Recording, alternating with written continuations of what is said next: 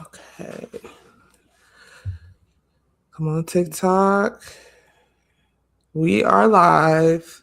This one's honestly way better to get our TikTok activated, which is crazy. Yo, what's the deal, everybody? Welcome. Good morning, everybody. Can you hear us? Yes, I heard that explosion. All right, good. I'm just making sure we wide awake, dog. Sometimes you got to send the bombs out for them to wake up. It's time. You already know what time it is. Oh my God. What's the deal? Good morning, everybody. Good morning. We'll let y'all trickle in. I know it's one of them mornings. Yo, Norris, what is it looking like outside, man? We got to get our weather forecast. We'll start doing that in the mornings too, by the way. I got to start adding that. I'll be the weather. Let me see what we got today. It's snowing. I bet. Full weather forecast from the boy, yours truly, the Polo Man, Mr. Norris Cole. Oh my gosh, it's sunny outside.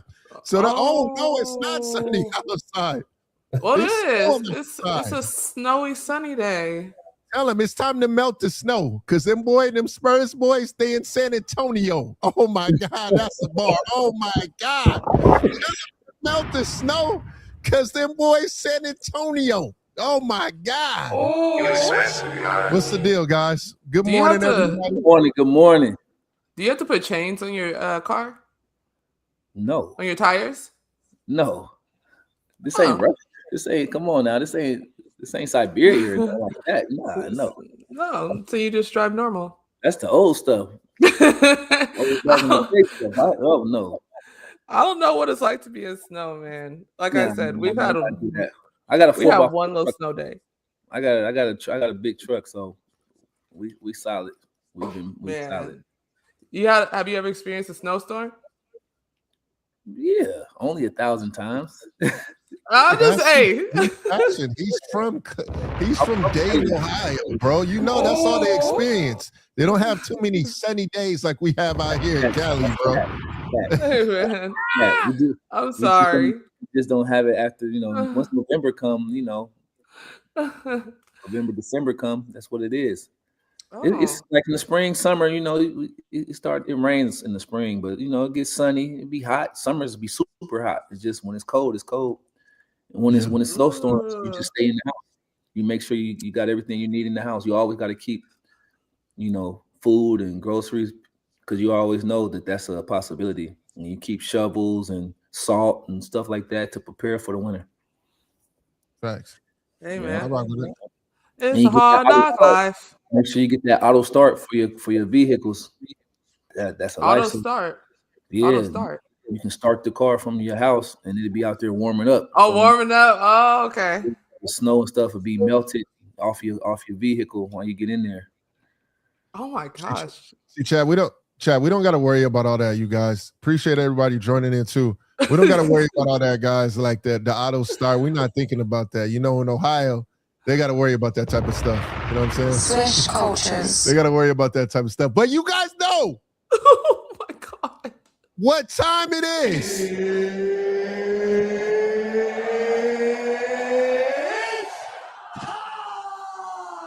It's time for y'all to, if you're on the West Coast, you got to get up. It is Tuesday. Today is my hump day. I don't know about the rest of y'all. Y'all say Wednesday. What is hump day for all y'all in the chat? Write that in the chat. What is hump day for y'all? Because the Tuesday be that tough day, especially in Cali, because the traffic on Monday is from the guys that are the overachievers. I'm going to work, weekend was whatever, I'm still going to work. But on Tuesday, everybody's at work. So the traffic crazy. It's madness outside. So the Tuesday be the tough days out here for me. I ain't even gonna lie to y'all. Man, it's madness. It'd be madness. But, shout out to the like on the Facebook too. Appreciate you. First day on Facebook. Appreciate everybody joining in. You guys, let's get into it actually, bro. Actually, before we even get to, our topics, I feel like we got to do what we used to do back in the old school days. You know what I'm saying? No, not even in the old school days. What you do in high school, middle school, and also elementary school. It's time to pledge your allegiance to Cooper Flagg of the United States of America. Oh my God. That's what we need to do. I mean, topic. We need to say the Pledge of Allegiance to the flag. Oh. That boy Cooper Flagg. That boy went crazy. Don't get me started. I had to say that right from the beginning, but let's get into it. You know what it is. We got Polo the Don, aka Norris Cole. You know, if you guys, for the new people out there, with Norris Cole, if he wears a polo, you know what time it is. It's game day for Coach Norris. 4-0, trying to make it 5-0. Two-time NBA champion in the building, Norris Cole. What's up, my guy? The champ is here, and you see it. I'm ready for business. Oh, it's serious. What's up, Mike C? Yo, what's the deal? And you already know we got Ashten, baby Arrow Fleek. Got this Christmas tree in the back, like Santa. What do we call it? Ashten, which is usually Christmas tree in the back. She giving out gifts like Santa, so we call her Ashten. What's the deal, Ashten? What's the deal? We chilling. And the assist too. We got Jordan Richard right here live with you on the microphone. We got Jordan Richard. But now let's get into the topics, Ashton. Let's talk about it, dog. Let's get into it. Hey, first off, shout out to Mike C. Mike C is on his way to Vegas, I'm assuming for the NBA Cup. Let us know in the chat, Mike. And also for everybody watching, please like, subscribe, share, and comment so we can make sure you guys are a part of the conversation. This is for you guys. But with that being said, like Big Bro had mentioned, I guess we must say the Pledge of Allegiance to the flag. Cooper Flagg had 42.7 rebounds, 6 assists, 48% from field yesterday. Flagg has the most points scored in the NBA by an 18-year-old passing LeBron James. And this season, he is averaging 18.4 points, 6.3 rebounds, and 48.2% from field. That's just on Cooper Flagg. I could go into Keyonte if you want me to. But we're not about to sit here and acknowledge the loser. We got a winner over here. I was like, wait. In there. Hold on. I was like, I'm gonna put Keyonte, but I just wanted to make sure. That's why I put a little pause in there. You don't need to make no sure. You already know what it is. All right, okay. Did you say Keymaster? Thanks. All right, we got Keyonte George. Also, 37 points, 6 assists, 5 rebounds. And he is cooking. He is averaging 23.5 points, 6.8 assists, and 45% from field for the Jazz. Let's go ahead and talk about it. Hold on, one more for the boy Keyonte. Hey, yo, you're going to be very expensive, dog, this summer. I'm telling you that right now. You know what I'm saying? Very expensive. You got to give my man the bag. We ain't playing no games, Keyonte. Let him know. Louis, Chanel, Birkin. He come from good basketball stock, too. His father was a hooper. Still is a hooper. His father was playing pro until like 40 years old. His father's a bucket. I had the fortune of being able to play with him. I played against him and with his father, a few years back. He come from good basketball stock, boy, because his dad was a bucket. So shout out to Keyonte doing this thing. I like to acknowledge the winners first before we go into the the other side. So Keyonte, him and Larry Markkinen, they did their thing last night. Both of them went for 30 plus. Markkinen had the double-double. Keyonte went crazy. He was 5 for 10 from 3. Very efficient night. Now we got that out the way. Now we can talk about the flag, man. The flag did his thing last night. Last night. Hey, listen. The flag did his thing last night. We know ain't no haterade going on. We gotta acknowledge great hoops when great hoops is being done. And the flag man was on point. We gotta pledge allegiance to the young boy Cooper Flagg last night. You know what I'm saying? He did his thing last night. What did they say in Rush Hour? Now you speaking my language. Language.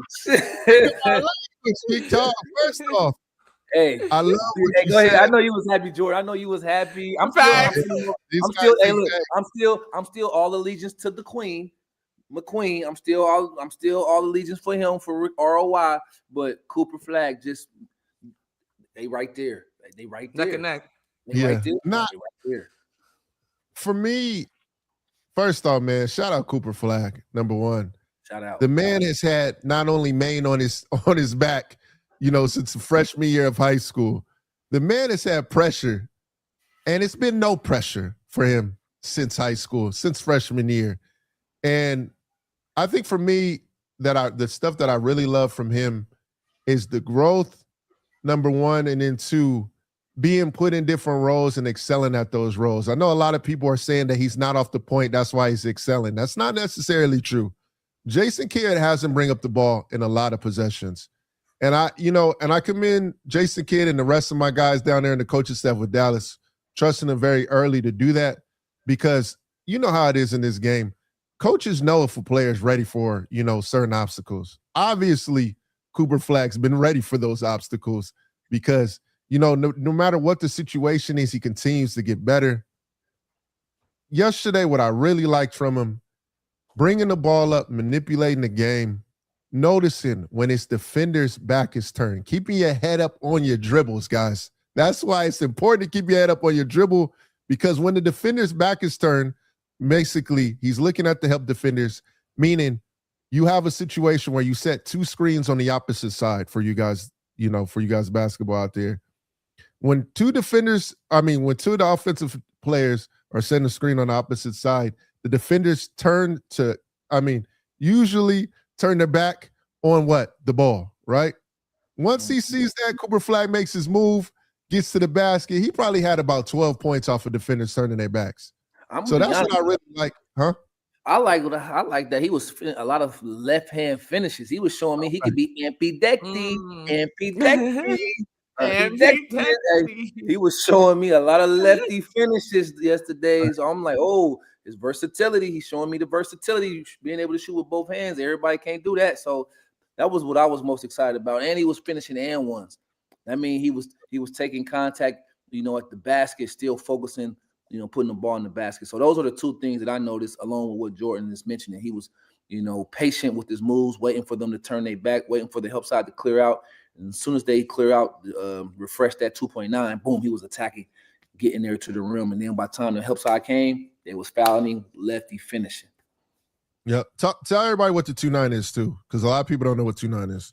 So in the NBA, you have what's called defensive 3 seconds. Like, you can't just stand in the paint like in college or like in Europe. You have to cleanse yourself. So you got 2.9 seconds to stay in the paint. Then you have to clear yourself unless your player is within touching distance, arm distance. And so if an offensive player clears out the lane, the defensive player has 2 seconds, and then he has to clear out the lane. He can clear out on either side, but he has to clear the lane out. And so good offensive players manipulate that. When they see the player in there and he has to cleanse himself for the 2.9, that's a great time to attack the basket. It's I like it, bro. I've always liked the NBA lingo with the 2.9 and cleanse yourself. I'll be feeling like Prince every time where you say you got to clear yourselves in the water of Lake Minnetonka.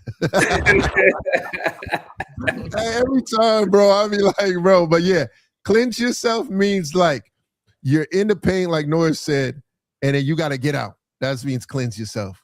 Once you cleanse yourself, then you can come back in the paint. You can jump back in the pool. You know what I'm saying? Jump back in, my boy. Jump back in. Exactly. And shout out to this race. I got to shout out.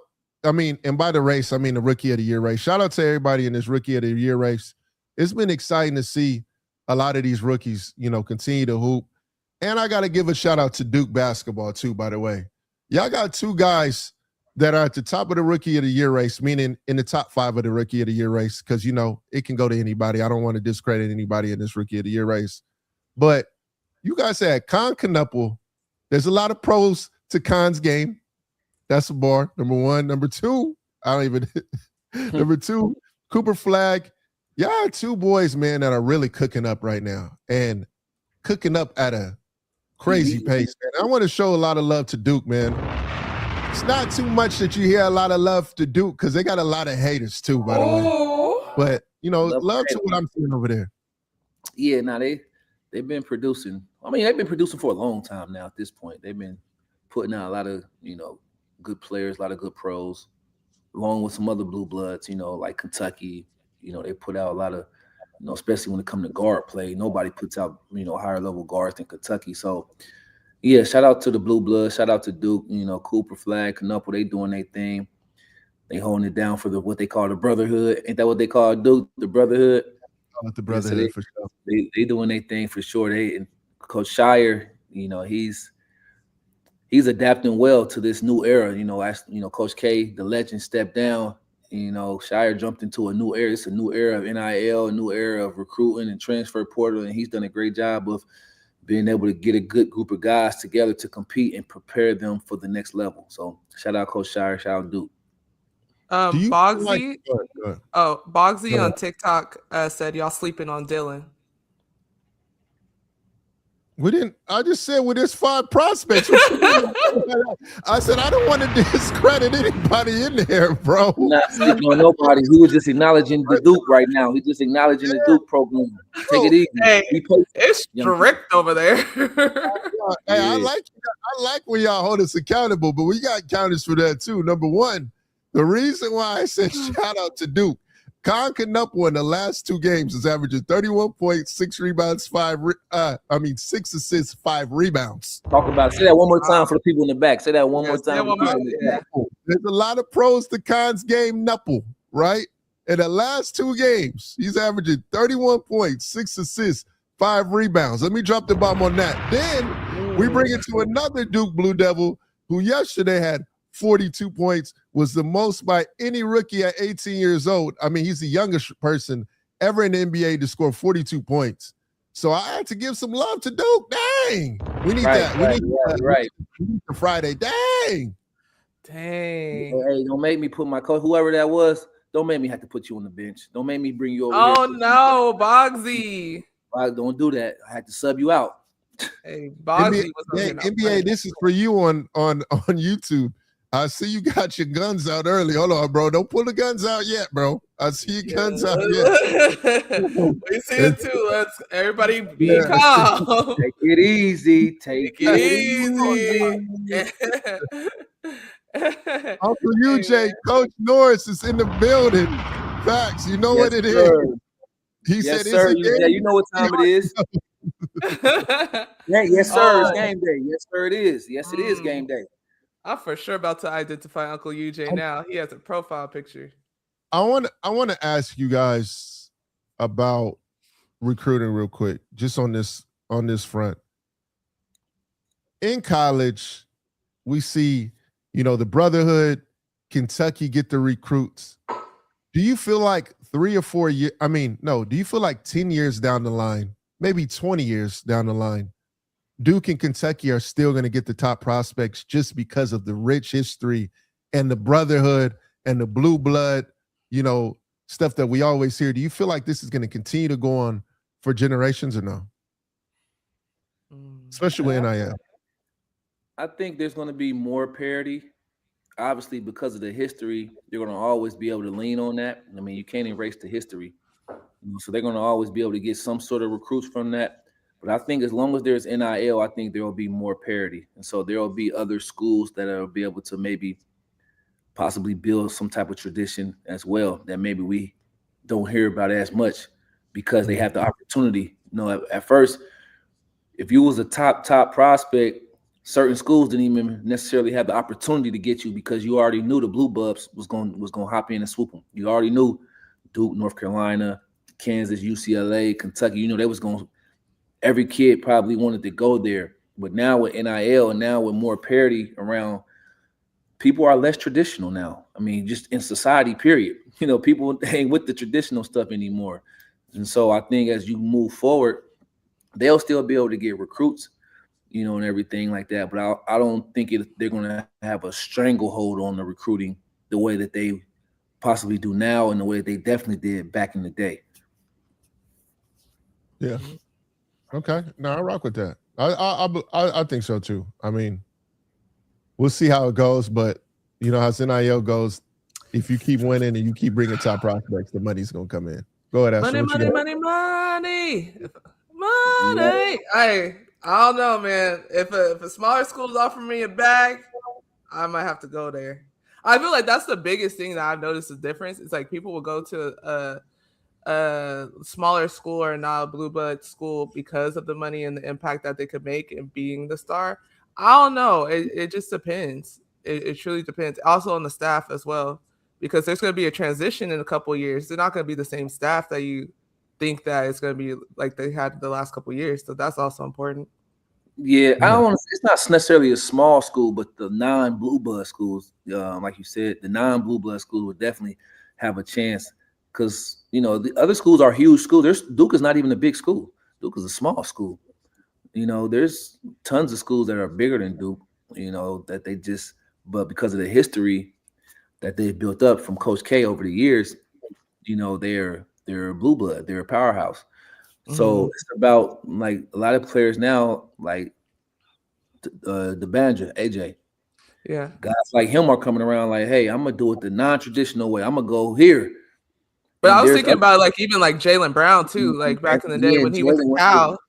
Because like that was crazy to happen. And that was without NIL. There's enough money in NIL to where they can do that now. They like, man, I don't have to go to this school. Like I'm a pro anyway.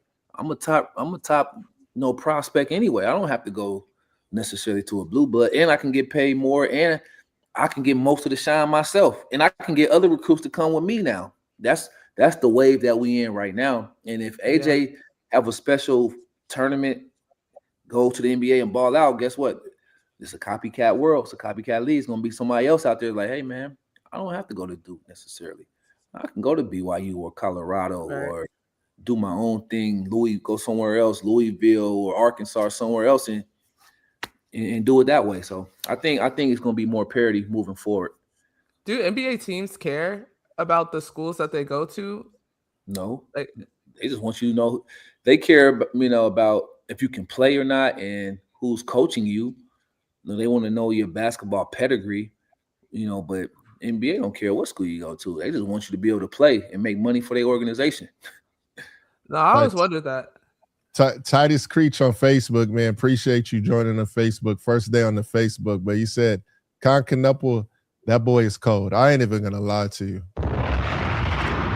That boy is cold. I think for me, the biggest thing for me when I see rookies, if you get into that mid-range and you using your pump fakes, freezing defenders, and even when the stars guarding you, they running sets for you, and you just get into the bag work and get into that mid-range, that kind of showed me a lot. And this boy is baking into the mid-range. There was one possession,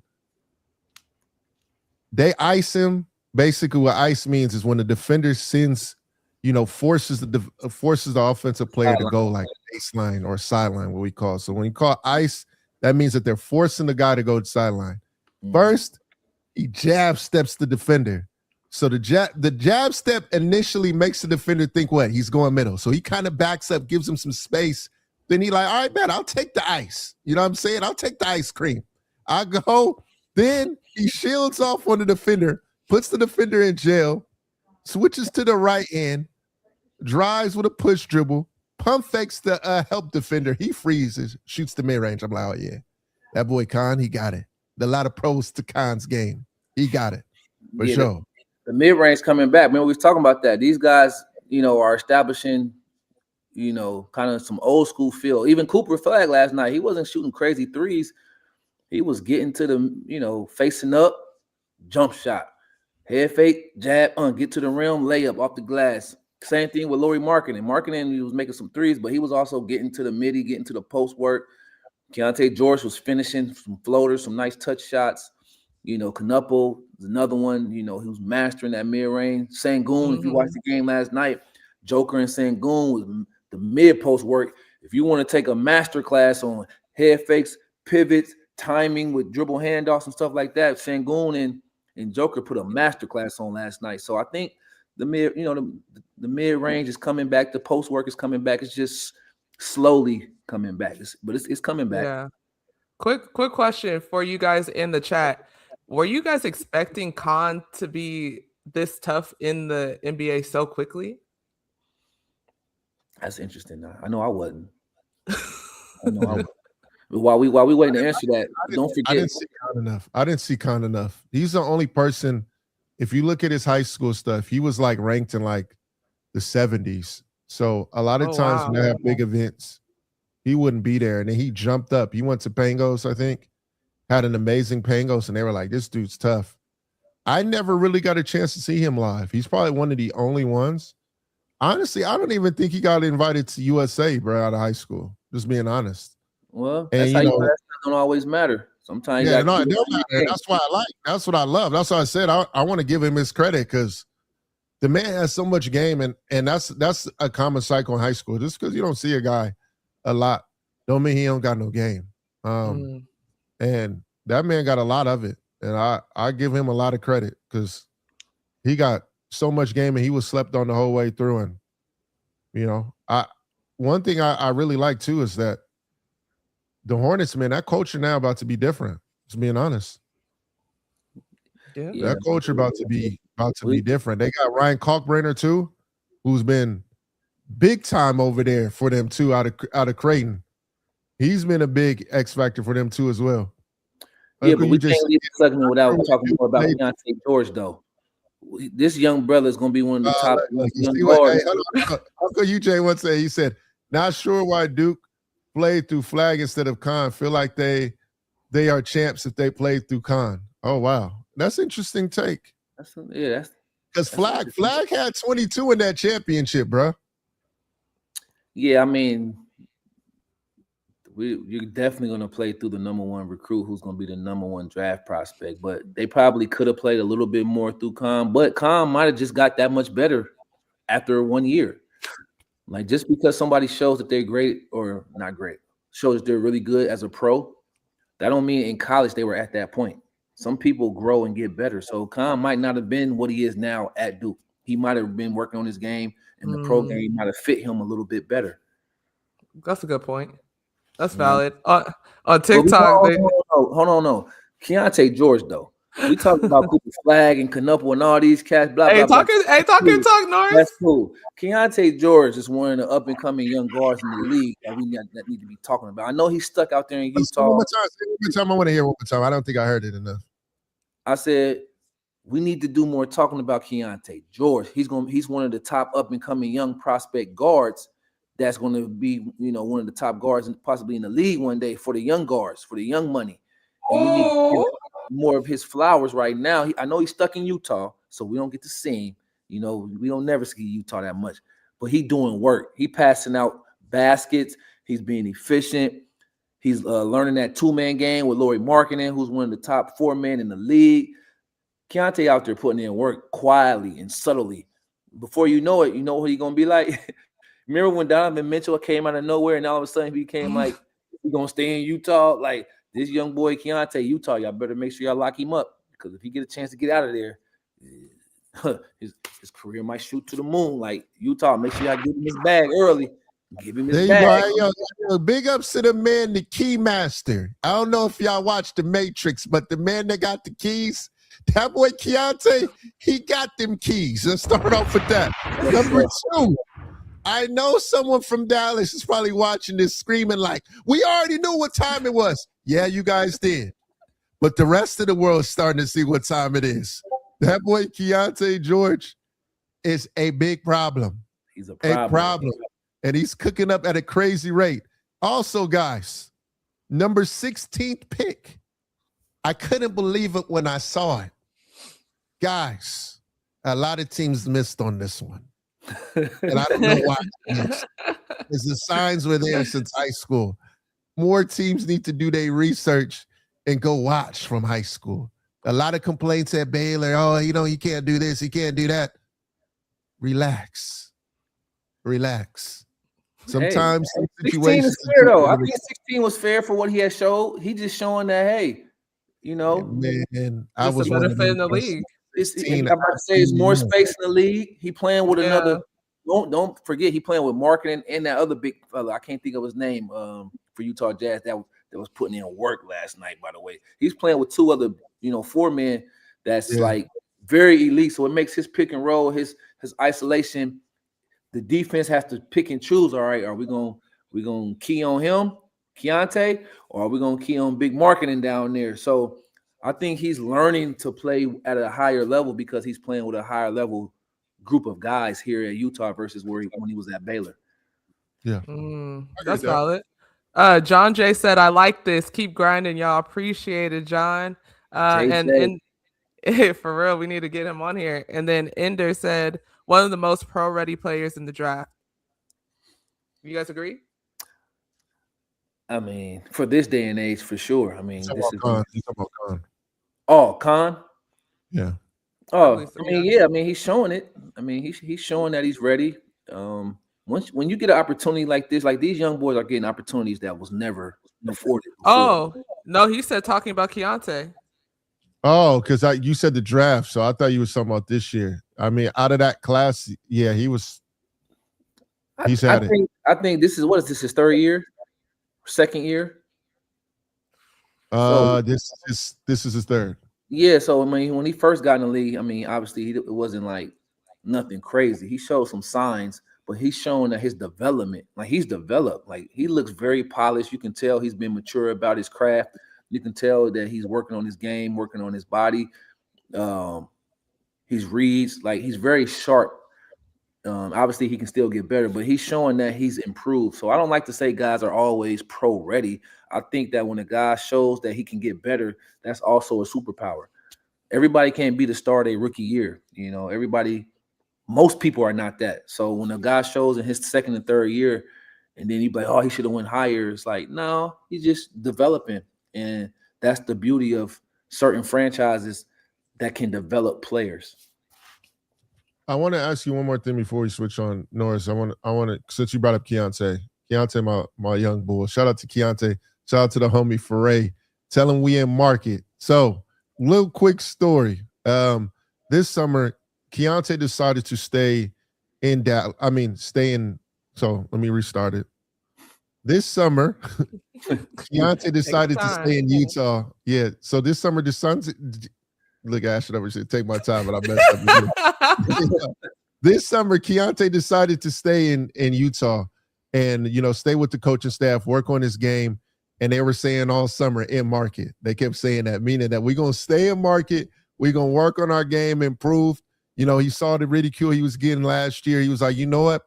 I need to work on my game, work on my craft. I'm going to stay here and just stay and focus and lock in at the place that I'm at in Utah, somewhere I'm committed to as well. So he stayed the whole summer, majority of the summer. Probably didn't see him all the way until August. Stayed in Utah. And you know how tough it is for a young boy to stay in Utah. My man stayed in Utah that whole time, worked on his game, worked with the coaching staff to the point they're like, hey, yo, Keyonte, we need you to go. Like, you can go ahead and have some fun, young boy. You don't need to be here the whole time. So I just want you, for a little bit. That's what I'm saying. Like, I want you to say how important that is, basically on doing that. You being an NBA, and some kids, it might be, it might not be your best interest to go somewhere else. Go to LA, go to Miami, and do the workout and not be focused. Sometimes you need to make sure you secure what's at the house. You know what people say that? Take care of home first. That's what you got to do. Facts. And that's what they do. Rocky workout. Sometimes you got to do the Rocky workout. Sometimes you got to stay put, isolate yourself, and get it in. And I think when you talk about mastery of your craft, you have to do the same things over and over and over again. And it's easier to do it in a place where there's less distractions. And it's easier to do it in a place where where you're going to be. He knows that he wants to be a special player. He also knows he wants to get paid. And he also knows that he had to take a big step in the right direction. And so when you think about those three things, it makes sense to stay right there in Salt Lake City, work with the coaching staff, get better, let them see your development so that when it's time to pass that checkout, you crossed out all your boxes. He's committed. He's here in the summer. He's willing to make the sacrifices. He's working with our staff.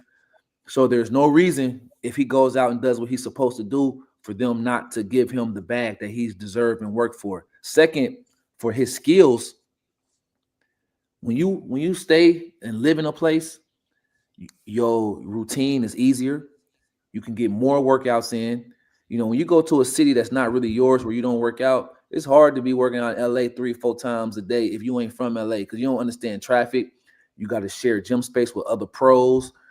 Then you got the distraction. You got the the Miami distraction. So you eliminate all that when you stay in your home city, Utah. You can go there. You got 24-hour access to the gym all day, every day. You can watch film. You can do treatment. You can work out. You can take naps. You can play video games. You can do all that on your own schedule when you do it at your gym versus when you go to these other big cities for the summer and then you have to share training time because the trainer's got 5, 6, 10 other pros he got to train. So it was smart for him to do that. I agree. I definitely agree. With that, because you ended it perfectly, let's go on to the next topic revolving around the NBA Cup tonight. That's at 5:30, correct? 5:30 p.m. Pacific Standard Time. So it's 8:30 Eastern. I think so. Yeah, we got the Knicks versus the Spurs. Uh-oh, Who do we got, you guys? Who do we got? Chat, put it in the chat. Hey, TJ said I got. Hey, TJ didn't even let you finish the question. He said I got the Spurs winning tonight. Yeah, TJ, dang. You ran to the chat, TJ. Hey, I'm with him. Mount Wemby. Man, Wemby is so OD. What the freak is going on? Y'all know the last time we did this, the OKC, well, you guys thought whatever, but OKC lost. You guys thought we thought that OKC was gonna win. It was everybody did. They hadn't lost a game in 17 straight games. Right. I'm saying the last time we did this, they lost. Okay, OKC lost. That's what I'm trying to say. Like, oh, I thought you said you guys. Okay. I don't. Hey, yo, after I seen that man go to Dre's and then drop 40 in the same day, I don't know if I can sleep on the Brunson burner. He might start getting busy, bro, out there. And it's New York, like, hey, bro. And then Cat might start like, Cat might be like, bro, nobody talking about me. It's time. Yeah, true. Like, no one has mentioned Karl Anthony Towns at all.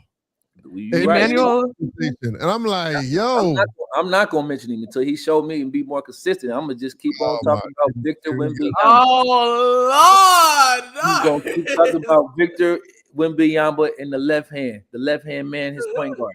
Until he showed me more consistency, you know, that I'm not gonna talk about it. Oh man, he got his polo on. I think it's gonna be more of a dogfight. I think it's gonna be a dogfight. Being honest. I'm sure it is. I think Wemby's the cheat code. Valid. Wemby is a cheat code. I just think going into this situation, the Knicks are probably like, hold on, guys. Nobody is talking about the Knicks, which is nuts. Wait, but New York is a big market. Wait, go ahead. Emmanuel Santos says Spurs winning tonight. Going to be a good game, though. Don't forget about Castle. We're not forgetting about Castle, man. We're not now. We're not forgetting about sure. Zambaroo. We're not forgetting about Whoop-de-Doo, Scoopy. No, we're not forgetting. Tell him Whoop-de-Doo. You got the day of that I'm getting to honey buns. Hey, he said, GJ said, I think it'll be a close game. I think it's going to be a dogfight. It's just weird. Or am I tripping, y'all? Chat. Am I tripping? Yes. I haven't heard one narrative about the Knicks winning. A big market team. Everyone just looking at the Spurs. Wemby over there doing a hurdle step over. I don't even know what that was, bro. Was crazy. Like it was like some hurdles when you run the hurdles, but the man just but that's all I've been seeing. Like is Spurs chatter. Nobody is talking about the Knicks. It's kind of wild. Ender said because they're very beatable. Yeah, I mean, that's why. I mean, plus you gotta understand, OKC they still might have a stranglehold in the league. Just because they lost the game don't mean that they don't have a stranglehold in the league. But that game was such a big game, and for Wemby to dominate the way he did in 20 minutes of play, how could you not talk about just the Spurs? I mean, as big of a star as Brunson is, Wemby is a different monster. Like he's on a different wave right now. It's the reason they call him the alien. So we just riding the wave of what they just did, the team they just beat. So it's not disrespect against New York. I mean, it's not about being in the big market. We're going off what we saw. We watched what Wemby did in 20 minutes, bro. We watched 22 points, 9 rebounds, and 2 blocks, and sat a whole quarter out. 20 minutes of domination, bro. That is They're plus 20 with him on the court. You understand? So it's not disrespect to New York.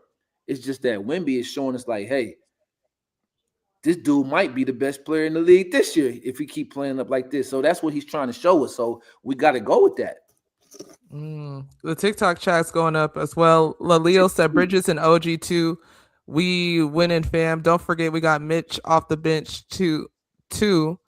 Emmanuel Santos said because it's the East, Prevail 7777 said Wemby plays with vengeance. They played him correctly to close out. Vassal and four stepped up.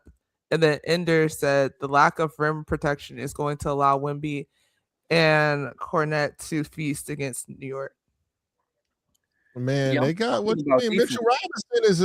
Mitchell Robinson got some rim protection too. That boy be blocking stuff too. And they got Cat. Come on, bro. Talk to him, Cat. Tell him. I just know Wemby, all that cross court passing, all that tip getting layup, all that's a no-go when Wemby in the game. All that going there shooting flotation devices and all that. Bro, I call him Cat Dog. Cat Dog is crazy. Yeah, I call him Cat Dog because his name, like, he got that dog in there too, bro. He be hooping, bro, when it's time. Well, show me, show me. Please show me because I be watching him. Sometimes he want to hoop, sometimes he want to pout. So, like, show me. All right. Man. Hey, Castle, hey, you been cooking up, my boy. I don't want that to go none, my boy. You been cooking up too, dog. That one leg 360 lay that you didn't get the foul on was ridiculous. True. By the way, Castle, man, that was we call that the whoop-de-doo. Whoop-de-doo. We're gonna add that. Look, DW World said the X factor in the game is Cat. If Cat come to play and if Vassal's making shots. I like that. I rock with that. Wow, you guys are both agreeing for one? Yeah, Vassal actually. Yeah, Vassal's another one too, bro. Yeah, Vassal was cooking up. I agree with that. Tuesday. This is a good Tuesday. Everybody in agreement? What the heck? You got Polo Norris saying, yeah, I like that. I rock with that. I like that. How do you guys feel about Wemby's confidence, bro? He's over here screaming at people now. I like it. I really love to see that. He figured it out. What's your boy Lethal Shooter say? Oh wait, what does he say? What does he say? I forgot. I understand it now. I understand it now. I understand it now. I understand it now. He got it now. He understands it. It's like the cheat code is broke. He done figured it out. Like, hey, these dudes can't mess with me. I'm confident in my game. Once they came back from the Olympics, what Wemby did in the Olympics, once he came back, it was over with for the league. Like, it was over. All it was him figuring it out. And now I feel like he's figuring it out. Now he just needs his body to support it. As long as his body don't fail him, Wemby's going to go on a tear. I'm in agreement. And Emmanuel Santos said Kevin Garnett brought that out of him. And Ender also said Wemby been a bully since high school. I don't know about all that, but he bullying now. I like that. I like to see big men act like big men and not like guards. Like, I hate when big dudes be trying to act like guards. Be a big man. Like, that's what Shaq be wanting them to do. Like, be intimidating. Like, bring that energy. Stop acting like a guard all the time. So you said stop with all that calm. That's pretty much what you're saying. Stop with all the calm. All the calm? Like, don't be like calm. It's not about being calm. It's just like, if you big, play like you big. You know, that's all. Play like you big. That's fair. Do you think KG helped a lot with that too? I think so. I think you know, he's learning from a lot of different players. I mean, you got Tim Duncan there on a regular basis, and then you get Kevin Garnett, which is more his body type, even though he's taller, but he's like a Kevin Garnett body type, and he moves a little bit like Kevin Garnett with the fluidity. So learning from him, and then, you know, KG bring that different type of energy. He bring that type of energy. So I think he is learning a little bit from KG. Shout out KG. What do you think, Jay? Yeah, I mean, it's just different time in basketball, bro. For me, it's just we're in a different time. So, but I love the fact that we brought this up too before. Wemby last year was shooting a crazy rate of threes. Number one. I am glad that he's in the mid-range. Bruh, if you hear the greats talk, I'm sure a great got to him and said, yo, don't forget about the mid-range. When all fails, the midi is the way to go. Michael Jordan, game winner. When you see him at the joint on Byron Russell, wasn't that in the mid-range? That wasn't a three? Almost all of MJ's big shots was middies. That's what I'm saying. Like, that's who we watch. Why are we going to the mid-range? Dirk was midi. Tim Duncan was midi. Kevin Garnett was middies. Yeah, and they all the greats. Edvard said you cannot compare muscular bigs with those skinnies. Well, I heard KG was a lot stronger, though, than people gave him credit for the OD. Yeah, I don't even know what that means. Nobody was doing that. But I think that it's not just about shooting mid-range. It's about using your advantage. His advantage is he's bigger and taller. He's taller than everybody. Yeah, he's huge. Shooting threes far out is taken away from your advantage. It's okay to shoot some, but like in the mid-range, you can turn and shoot over people. Like they can't block it. And then on the low block, same thing. You can actually literally shoot over anybody. And so when you take away your advantage by shooting further and further out, it's like, what are you doing? And I think he's figured that out, the balance of that. Yeah. Emmanuel Santos says, I hate that though, because guards can be intimidating too. This was based on the previous comment. Okay. Oh yeah. I mean, anybody can be intimidating, but I'm just saying we talking about like big players. Like you want your biggest players, for the most part, you want them to have a presence on the court. I don't like when the biggest guys on the court don't have a presence. I like for guys, to have a presence on the court, especially if they're the biggest guys on the court. Do you think Cat has a good presence on the court? What are your thoughts? No, not an intimidating physical presence. His presence is he want to get the ball and shoot the three or drive right. Cat's one of the most skilled big men in the NBA right now. He can shoot. He can shoot and drive right. That's what he got more than that, bro. He got all of it. I'm telling you. Stop saying he got all of it because he shoots and he goes right. He shoots and goes right, bro. Like stop acting like he got up and under. He got footwork, head fake, like shoot left hand, like footwork. He can shoot the three really good. He can shoot the three really good, and he can head fake and drive and do his arm bar and go right. That's what Cat do so far in the league. That's what he's shown. Hey, he got footwork, head fake, all of it, bro. He got it all. I'm just trying to tell you, he got it. I haven't seen that. He a footer. I haven't seen that since he left Minnesota. I mean, he showed that in early years in Minnesota, but all I see is pick and pop, shoot the three, and then head fake and drive right. Who is more skilled, Sengun or Cat? Oh my God, that's a tough question. They both not. That's not a tough question. Bro, first off, you can't tell Cat is a 40% three-point shooter, bro. That's one skill. You keep trying to act that's one skill. Shooting. Are we forgetting, bro? What? Are we forgetting what Minnesota Cat did too? By the way, and then are we forgetting what he did on the Timberwolves? And like number two, Cat not ball out, bum knee and all, to take Minnesota to the Western Conference Finals. Yes or no? No, Carl Anthony. Well, you talking about when Ant-Man was there, or you talking about when Jimmy was there?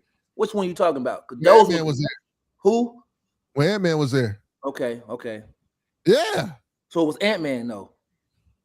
Ant-Man was cooking, but I'm saying, like, yo, are we forgetting some stuff? Like, no, we're not forgetting, but it's not about to act like he got just this crazy bag like Sengun got.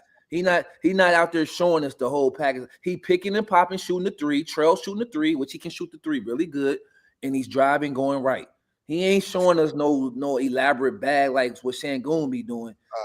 Hand off, slipping the hand off, keeping the dribble going between his legs, getting down to the mid post, shimmy, shaking, head faking, both hands. He ain't showing that. Like, don't sit there with the Cat. He has it. I'm trying to tell you, he has we ain't it. Seen that. Stop it, bro. We ain't. You keep saying that, but we ain't seen that though. I ain't seen him come down between the legs, boom, get down to the mid post, up, spin off of him, getting up. UJ's trying to start trouble. You say who's more skilled, Cat or AD? Number one. Come on. Cat is probably the most skilled, bro. I'm being honest. The way he shoots, bro, why? Because he shoots the three. You keep talking about because he can shoot the three. He's not more skilled than AD, bro. On no day. You crazy? All right, bro. Hey, you said skill. I'm not talking about performance. You talking about skill. That's a different meaning. Performance. No, it's not, bro. TikTok is saying Cat has one of the best post games and Sengun a better passer. Overall, I'll take Cat. And Cat PR just shaky. He's better easily. That's Cat. I'm trying to tell y'all, bro. These guys, Sengun is much more skilled than bro. What are we talking about right now, bro? This is how you, bro. Y'all cats this stuff's nuts, bro. Hold on. Talk about. More skilled than AD and more skilled than just because he can shoot the three better. Yeah, he shoots the three better. Y'all think the three? Y'all about skill. If a dude can shoot the three, y'all think he's the most skilled thing ever, which is crazy. Like just because a cat can shoot the three, don't make him the most skilled. Davis brings defense to the table. We say it's skill. Offense to the table. We're just talking about offense. He always outscores Cat. Cat ain't never outscored AD. He's shooting 40 from the field in his career. And 2 on his career, he's averaging 11 rebounds. I don't know what you guys want, bro. And AD doing all that time got first team All-NBA, second team All-NBA, MVP conversation, like MVP voting, and y'all want to compare him to AD. If y'all don't knock it off. See, you take it into another. AD got back shoulder phase off the glass. AD had handles. AD got mid-post. AD defensively is a way different stratosphere. Is what I'm saying. That's what I'm saying.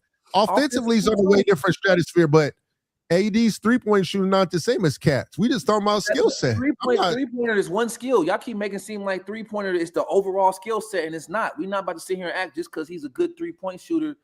He's really one of the best 3-point shooting big men that all of a sudden he's more skilled than all the other bigs. No, he has one skill that's better than other bigs. He can shoot the three. His mid post ain't better than AD. His low post ain't better than AD. His back shoulder phase left and right ain't better than AD. His isolation one-on-ones ain't better than AD. His handles ain't better than AD. Like y'all need to cut it out. Like cut it out. He can just shoot the three better. AD's bag is crazy. I'm just talking about three. The three got to be accounted for. Does it not? Hey, that's one skill. That's one skill, and that one skill don't override all the other skills because he ain't scoring more than AD. Nobody is this, bro. First off, I'm an AD guy. It's not that, but I'm number 2. We're just talking about skill set. Like if somebody's shooting 40 from AD's not a power player; he's a skill player.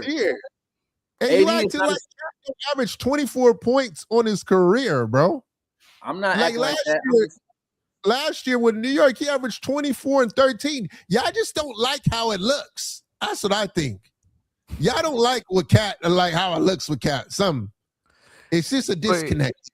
Sema said it's PR because what the H are we arguing right now? Is this guy crazy? Cat only had one elite skill? Question mark. Tell bro no more drinks in the morning. Sema, who are you talking? In comparison to the guys Norris. Hey, put that man to the fire, dog. I'm tired of this cat talk, bro. What you want?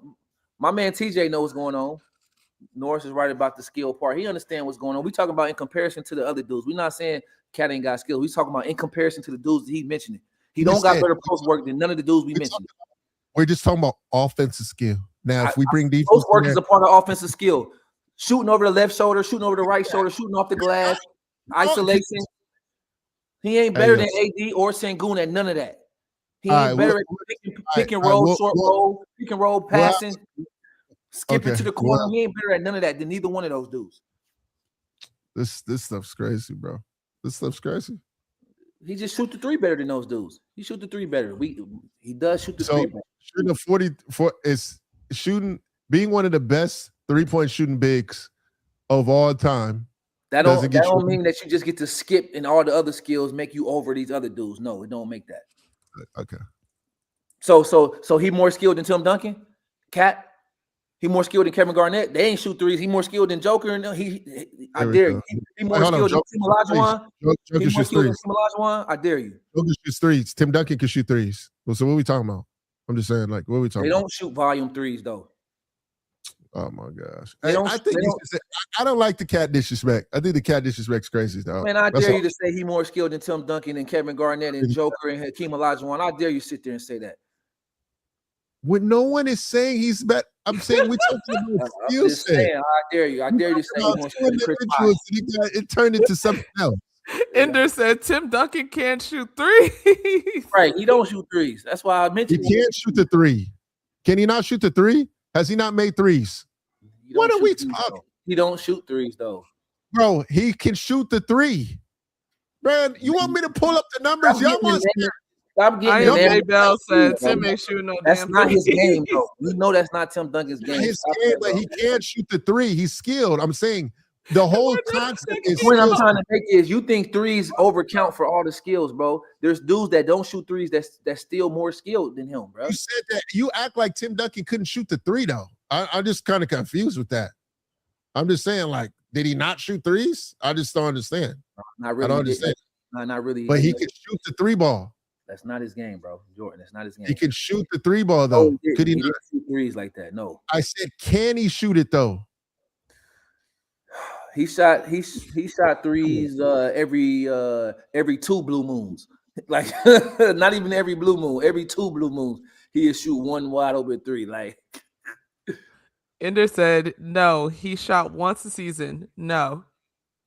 Like, come on, Jordan. The point is, just because the guy shoot threes don't make him more skilled than other guys who don't shoot threes when they got other good skills. That's all I'm trying to say. And then Diaz said, no, that's not his game. Whether he could is irrelevant. Exactly. How is it irrelevant? You guys are downplaying Cat's ability to shoot the three, and then he tried to say, not downplaying I dare you to say blah, blah, blah, blah, blah. Like, it just doesn't make sense to me, bro. Like, I don't understand why it can't be stated that Cat has an elite skill and that he's one of the most elite bigs because of what he can do from the three, and he can do everything that you said he can't do in terms of putting the ball on the floor, getting in the post. You don't average 24 points. I didn't say he can't. I said he can't do it better than those guys. He can't do it better than AD and how Sengun do. That's what I'm saying. Average more points than Tim Duncan, and we still downplaying Cat. I don't get it. But if y'all don't like Cat, y'all don't like it. Play more possessions too. Like, so now are you comparing Cat to Tim Duncan? Are that what we doing now? We can't have no argument. There's no argument. Is that what we doing now? Oh, okay. I'm just saying though. I'm saying like we got to stop the Cat disrespect. That's all I'm saying. You can't average 24 points and then there's disrespect. I don't get it. I ain't a stat man. It's a lot of guys that was putting up stats in Minnesota. Nah, it's not about stats. You watch basketball, bro. I know. That's what I'm trying to tell you. He averaged his points, but when you talk about Joker, Sengun, Anthony Davis, I think that those See now, where did Hakeem come from? This dude does these setups. You see what I'm saying? He puts all these bear traps out there. He think I'm gonna go step on one of them joints. I'm not gonna step over there, bro. He gonna say Hakeem. He gonna go to Tim Duncan. I'm like, like he want me to set myself up. We were just talking about skill set. It's funny because y'all do the same thing. The point was those guys are not 3-point shooters, and I'll dare you to say that he's more skilled than them the way you trying to say he's more skilled than Anthony Davis and Sengun and them because they don't shoot threes. And I'm saying just because you shoot threes don't make you more skilled than somebody. It don't. That's all I'm saying. But we enamored with the three. We so enamored with this three, thinking it is such a great skill that skill overrides other offensive skills, and it don't. That's all I'm saying. Bro, if a man shoots 50 from the field on his career and shoots 40 from three, obviously, bro, like, he ain't just shooting threes. So I'm just confused, bro. And look, don't be confused. Just watch the game. I watched the game. That's how I know the skill set. When I'm talking about, I watched the game.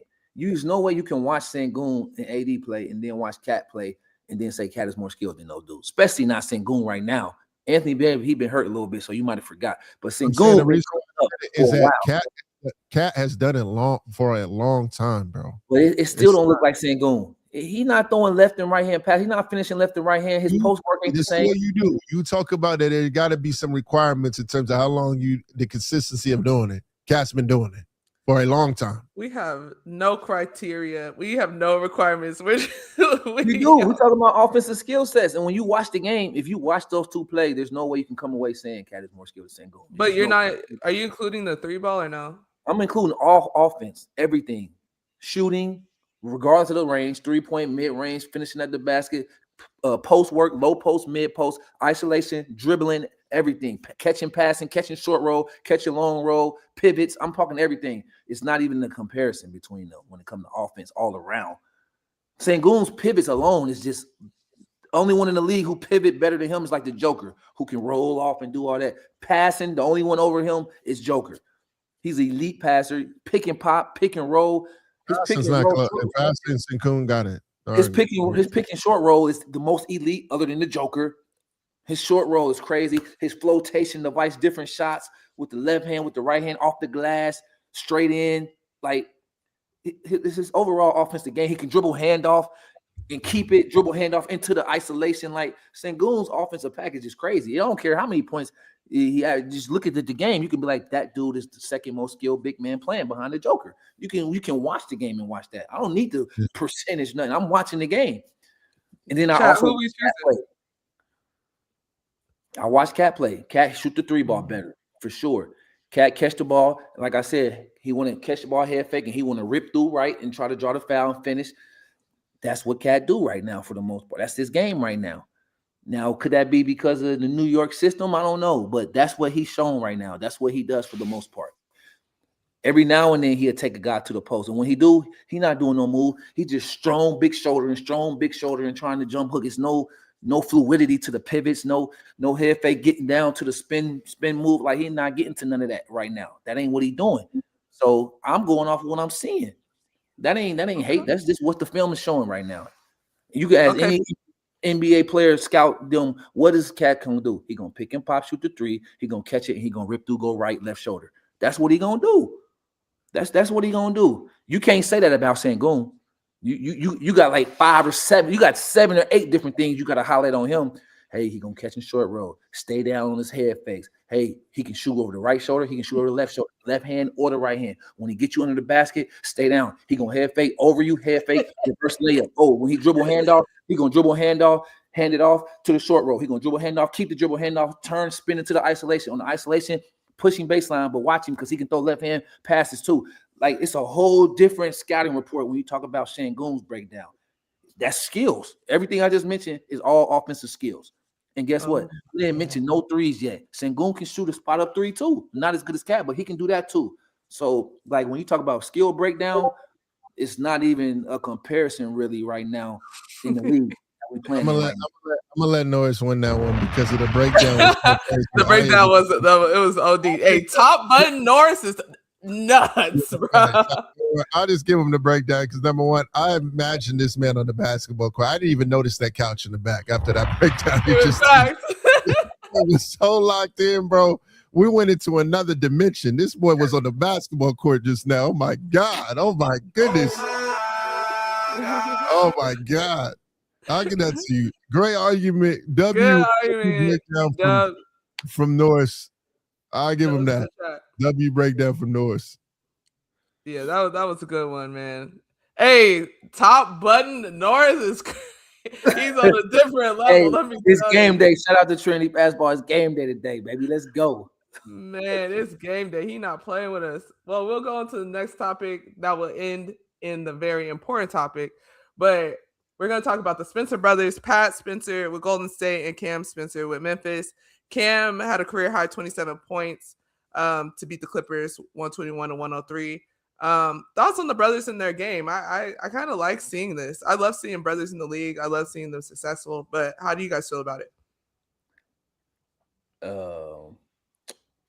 Are we gonna keep it real on this show, or are we gonna just? No, we're keeping it. No. Okay. So it's cool to have brothers in the league. Obviously, that's dope. That's super dope. Now, do you believe that those are two of the best players in the world? Do y'all think that? No, I like the journey for me. So the reason why I brought that up is because you didn't watch what this man Cam Spencer did to the Clippers yesterday. It was not only did he go crazy on them, he told Ty Lue, "Get these tools off the court." That's what he said. He said, "Oh, y'all go to get off the floor." He was talking crazy, bro. And then number one, second round pick, Cam Spencer, 53rd pick. You know what I'm saying, to the Detroit Pistons. A lot of people probably even forgot about the man. I gotta give credit where credit's due because he low key. If y'all playing fantasy, and I know y'all do the prize picks and the rest, that man has been baking as of late. Cam Spencer. Number 2, he went to UConn. I want to show love to his brother, Pat Spencer, undrafted, played lacrosse. Top lacrosse player in the world. Facts. I think he went to what? I think he went to Johns Hopkins, which was like an elite. Yeah, he did. He went to Johns Hopkins. Yeah, he was a prestigious, which is a very prestigious, college when it comes to lacrosse. Decided, last minute, he was like, you know what? I really want to play basketball. Switches sports at Johns Hopkins. They probably like, yo, what? I want to continue I want to be an NBA player. They're probably looking at him like, you nuts, right? Like, you're the best player in the world at this sport. That's what I'm saying. Like, goes to Northwestern, goes through the process. Now he's about to be 30 years old on a 2-way, mind you. Has had opportunity, just love the story, love the journey. Both of those two are brothers, too, by the way. Cam was like, yeah, nah, bro, I'm not playing lacrosse. We staying strictly to the game. But yeah, after the Cam Spencer, the only reason why I wanted to show love to the Spencers is because after the Cam Spencer game, and he was talking so crazy to the Clips, I was like, I got to show love to the man. Shout out to Cam Spencer and Pat Spencer. That's fire. And the brothers, yeah. So that's the main reason why I want to do a quick little seg on those two, because I feel like we definitely got to show love to that. Taking journeys at a different route of journey. So yeah. And shout out to Route 30. Different journeys, but shout out to Route 30. Hey, I know that's right. Hey, our route, our way, baby. I know that's right. Talking about routes and journeys, can we figure out a journey for the Clippers right now? Woo! Can we get it together? The Clippers are currently 6-20. What can they do? How can they improve? What do you guys suggest? Put the bomb on. It's time to blow it up. I am J Bell said trade everyone. No, I can't even put the bomb. We can't blow it up. We have no picks. You can't blow it up either. That you stuck between the rock and a very hard. I can't even put the bomb. We can't blow it up. We have no picks. Like we have nothing. We can't, like, you can't blow it up. You got to play through it because OKC has the pick. If I were to go off improvement, let's talk hoop. If I were to go improvement, number one, defensively, it needs to be better. We've got destroyed by Vit Critch. He went off for like 28. We went under on every screen on that. We blew a lot of assignments. It's a lot of self-inflicted wounds on top of and defense for me. Cam Spencer, who is a good three-point shooter. What do you have, 6 or 7 threes yesterday? We go under again. I'm like, and by we cover the team. So that's why I said we. But we cover the Clippers. So defensively for me is the problem right now. I think they got to fix their defensive strategies for me. I mean, and I know you're saying it's too many vets, but right now, being honest, Ed, they playing with a lot of young guys right now. Yeah, but only really too many vets. They got the wrong vets on the team. That's what it is. They don't got too many vets. They just got the wrong group of guys there. I'm gonna be honest with you, bro. When they decided to listen and let Kawhi Leonard bully them or whatever he did to make decisions, that's where they went wrong, bro. When Popovich decided to let him walk and be like, we're not dealing with that, that should have been a sign. That should have been a sign right there to be like, hey. You felt like they weren't taking the injury correctly. I get that, but it's a reason why they did that. Now that I'm looking back, and it's because they probably saw something like this happening. Like, we can't give him the keys because he gonna bully the situation. Him and his uncle, whatever. And they found an organization that was like, hey, we'll give you whatever you want. And that's what they've been doing, giving him whatever he want. And it's been, you only give a guy whatever he want when he gonna play 80 games, 75, 80 games a year. Then you can be like, okay, we'll give you whatever you want. But they gave this guy everything he wanted. He'd be playing 20 games a year, 30 games a year. Like, Can't do that. This is professional sports, and you hate it. We hate to see injuries. But once the guy showed that that's what's going to happen, that's who he is, and you keep reinvesting in it, like you keep doubling up on it, like you just dig yourself a deeper ditch. Like now you rock bottom. You can't go no lower right now. It's crazy that they allowed themselves to be in this situation because of that. So I think now they got to lay in it. They made their bed. Yeah, we don't blame Ty Lue. I don't blame Ty Lue for this. No, it ain't Ty Lue at all. We know what it is. When y'all brought in Kawhi and he made those demands, get rid of Shea. I want Paul George. Get rid of this people. I want this. And they listened to him. All right, cool. We're going to listen to you this time. That was a mistake, but they listened to him. Bet. Then when he showed that he gets hurt every year, not every other year, he gets hurt every year, and then they re-extended him and started listening to how he wants this roster to be. Fool me one time, okay. Fool me twice, shame on me. Fool me 3 times, I'm just not wise. I'm not wise. And the front office is showing that they just haven't been making wise decisions. I am J Bell said get a younger player that comes off the bench and give him an increased role to build off. And the Code Black said I agree, but at the time he was coming off a championship, so he had the leverage to call the shots. Yeah, but they've extended. You got to figure out a way to keep Shea. You have to. It's no excuse. You have to keep Shea, bro. It's no excuse. He would have came to the Clippers. You got to find a way. I feel like the NBA has changed up since then. Now GM and them gonna be like, you want us to do what? We ain't doing that. Whereas those years were a different time where I feel like more people were being like, yo, we're going to listen to what the star says. I think the Clippers was desperate to land that star, though. I think they was desperate to land that star because the Lakers was like, we're not doing that. The Lakers said we ain't doing it. The way Kawhi played that year was nuts. Still, though, the Lakers was like, nah, we want you, but we're not doing that, though. By the way, Fred VanVleet, shout out to my man, Bet on Yourself. Check out his pod, too, when you get the chance. You know, got to show love to family, always. He said that there was no hard feelings when he first went to Toronto, or I mean, when Kawhi left Toronto, because Kawhi told him from day one, guys, I'm not staying here. He did it. He did the Magic Johnson. I'm not going to be here. They were like, yo, we good, bro. Like, what you leaving? Like, you know what I'm saying? And then also Fred was like, I had no problem with it. You know why? Because the man finished the mission, dog. We wanted a championship. He gave us what he told us from day one. I'm not going to be here, so I'm cool with it, dog. But Shea showed promise.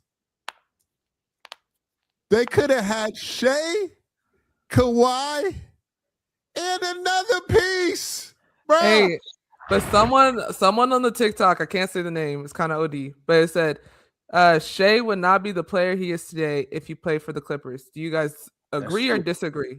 That's 100% true. I disagree with that. I don't think he would be MVP. He wouldn't be MVP Shea playing with Kawhi Leonard. I definitely wouldn't win I don't think there would be no championship team because Kawhi is hurt all the time. He's on a team with young guys that believe in him fully. They believe in him fully. He has the keys fully he got the keys to the building and the cars over there in OKC. The Clippers would have treated him as like a good player, a younger prospect, but it's Kawhi's team. In OKC, he's the man. And that's important. That's a big difference. And OKC looks at him with the proper respect that they should versus how they would have looked at him with the Clippers. They would have never looked at him the way that we look at him now, being a cultural icon, being a trendsetter, trailblazer. They wouldn't have looked at him like that as a Clipper. This is when I do the Doctor Strange and I go through the different scenarios and all this stuff. Strange, I start moving my head to where, facts. Number one. If y'all want to go through one of the different pathways, like we say with Dr. Strange, one of the different pathways, that Shea being on that team with Kawhi Leonard, Kawhi gets hurt, Shea starts going bananas. They're like, hold on, we got us one. We saw it against Golden State. We saw it. He showed life over there. Before they traded him, he had moments of he's one of them guys. That's why Jerry West, you can ask this. Jerry When West he traded, Shea said, "This is going to be one of the worst days of my life." Doctor Strange before the Doctor Strange. He knew what time it was. So, if we're going through every pathway, I don't think it's fair to say Shea wouldn't be the same player if he played with Kawhi. Because if Kawhi would have got hurt, number one, Shea gonna have the keys. Number two, Shea has always had this mentality. I seen it. Pre-draft down. The man has been an animal. First game with the Clippers. Go watch NBA Summer League game. Frank Mason was guarding him. Never forget this. Shea dropped 27. I don't think he played in the third. I don't think he played in the fourth again. It's not that he wouldn't be a good player, but everything has to go right. Right now, what he has going on right now, he has legacy, he has stats, he has cultural relevancy, he has organization that's totally behind him and going through him. Yeah. He wouldn't have all of that staying in LA with Kawhi, no matter what, because one, they already was going to pay Kawhi the top dollar. So even if Kawhi was hurt and Shea was going to be playing a lot of the minutes and doing all those things, financially strapped, they still would be tied into Kawhi. So they would always have to give Kawhi a chance to have the keys when he come back, just because they're paying him the most money. It's not like that in OKC. OKC, Shea's the guy. Shea's the culture. Every first conversation go through Shea now. It would never have been like that as long as Kawhi was there. It was going to always, the conversation got to go through Kawhi. Always. It just by nature of the business, because he was there first and he had won the championship already. He had been the finals MVP twice. So it was never going to be the Shea Butter program. Or they would have had to make another splash and be like, you know what, we got to get Kawhi out of here. And then that would have been a whole different thing, because how are you going to trade damaged goods? So I think that it was right that he ended up in OKC and he became the player that he has. Not that his skills wouldn't be good in LA. They were still skills and everything would be there. But when you start talking about legacy talk, you start talking about the percentages that he's shooting with a team that's totally built for him and his skill set, I don't think it would have been the same staying in LA. And the cultural icon, it definitely wouldn't be the same. When you can go to a team and be an MVP, get your own shoe, have a whole city that's behind you. It's different. That's totally different. That's just totally different. That's fair. IMJ Bell said his opportunity would have definitely came for sure with all them injuries.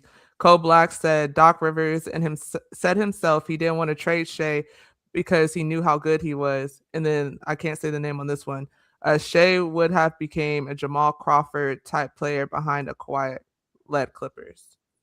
Yeah, and see, and I don't think that's the case, but that was a possibility though. They might not have ever gave him the number one option keys. They might have just said, we're going to give you the ball, microwave, cook. All right, that's enough. Give Kawhi the ball back. That's how Jamal Crawford used to play. They let him come in, cook for a little bit, and then be like, all right, cool, get the ball back to CP and Blake. And I think that would have been a disservice if that would have been his role. If he would have been relegated to that, that would have been a disservice. You don't think that Shea being next to Kawhi, a mid-range assassin himself, he wouldn't have figured it out? You watching the people play with Kawhi now. You seeing what's going on. You see he's playing with an all-time great in James Harden. James Harden is an all-time great, and you see what's going on. Shea had a different mindset. The Clippers had good teams. The Clippers have had good teams that didn't work. Faster, bro. That man Kawhi got an elite arsenal, bro. Kawhi probably would have got hurt and would have gave all the knowledge to Shea. Look, you think so, bro? I think so for sure. Shea had the shoulder. Shea's always had the shoulder bump. All that stuff you've seen, he's always